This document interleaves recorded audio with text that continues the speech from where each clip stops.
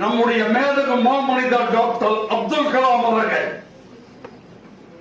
கூட்டத்தை துவங்கும் முன் குத்து விளக்கை ஏற்றி வைத்துவிட்டு